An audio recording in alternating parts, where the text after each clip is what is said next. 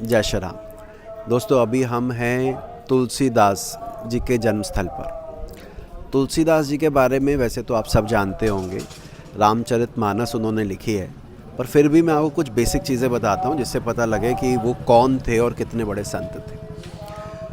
देखिए, 1511 में उनका जन्म होता है और ऐसा कहा जाता है कि जन्म के समय ही माता का स्वर्गवास हो जाता है। मूल नक्षत्र में उनका जन्म हुआ था, तो पिता को पता था गंडमूल नक्षत्र है, तो उन्हें चिंता थी कि कहीं परिवार के और लोगों के ऊपर इसका कुप्रभाव ना पड़े, तो उन्होंने उनको त्याग दिया था। त्यागने के बाद गुरु उनको अपने साथ ले गए और शिक्षा दी, उनको सिखाया, और उसके बाद विवाह भी हुआ उनका। गृहस्थ बने तो कहते हैं कि अपनी जीवन संगिनी में बहुत आसक्ति थी, बहुत लगाव था उनसे, और ऐसी मान्यता है, कहा जाता है कि उनकी पत्नी भी उनसे दुखी आ गई थी कि इतनी आसक्ति अगर तुम भगवान में लगाते तो कहीं कहाँ पहुँच जाते।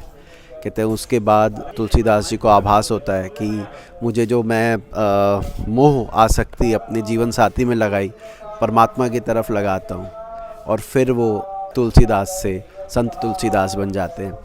कि बात यहाँ ही तक नहीं रुकती है, इसमें कुछ चीज़ें और ख़ास हैं कि जिस समय की ये बात है 1511 की, वाल्मीकि रामायण लिखी हुई थी, ऑलरेडी वो प्रचलित थी, तो क्या ज़रूरत पड़ी तुलसीदास जी को रामचरितमानस दोबारा लिखने की। ऐसा कहा जाता है कि जो गोस्वामी तुलसीदास थे, उन्होंने जो अभी हम रामचरितमानस पढ़ते हैं वो अवधी भाषा में है, वो संस्कृत में नहीं है। वाल्मीकि रामायण संस्कृत में थी, तो कहते हैं उनका मंतव्य ये था कि ये जनमानस तक पहुंच पाए। अगर तुलसीदास जी के बारे में मुझे छोटे सा आपको बताना हो ना कुछ, मैं कहूँगा भाई हनुमान चालीसा जो आज घर घर में पढ़ी जाती है, उसके रचयिता तुलसीदास जी थे।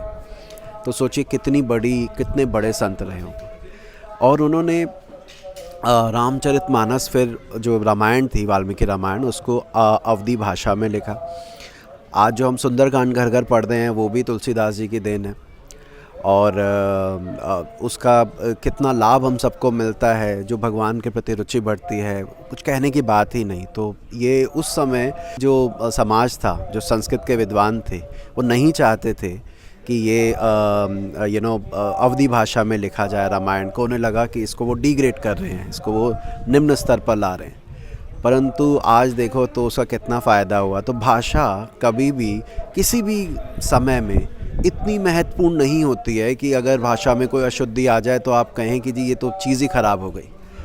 संस्कृत नो डाउट संस्कृत है, लेकिन अगर संस्कृत समझ ना आए और उसी बात को हिंदी या आम भाषा में भावपूर्ण तरीके से रखा जा सके, वो ज़्यादा श्रेष्ठकर है रैदर देन उसको उसी रूप में पढ़ने के। तो अभी मैं आपको दिखाता हूँ, यहाँ पर कहते हैं उनका प्रसव कक्ष था, यहाँ पे जन्म हुआ था। पीछे आपको रामायण का पाठ सुनाई दे रहा होगा, ये अखंड रामायण यहाँ चलती रहती है। राम, ये वो मंदिर है गोस्वामी तुलसीदास जी का। कहते हैं यहाँ पर उनका जन्म हुआ था, और सामने वो नदी है। ऐसा कहा जाता है, यमुना जी अगर आप मेरे पीछे देखें, ऐसा कहा जाता है कि इसको रात्रि में तैर कर पार करने गए थे अपनी पत्नी से मिलने, और रास्ते में कोई शव बह रहा था तो उसका सहारा लेके पहुंच गए थे।